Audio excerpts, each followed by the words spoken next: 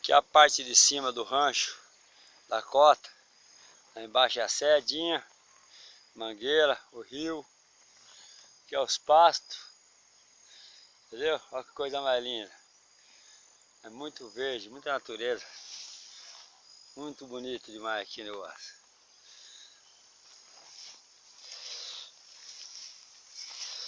Olha lá, dá uma olhada lá, ó. Ali tá o feijão. Aqui embaixo é mais um poço. Ali o rapaz roçando o pasto. Entendeu?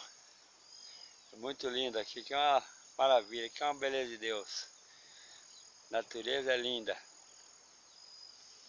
Olha aí, pé de goiaba. Aí aqui em cima tem pé de mexerica, laranja.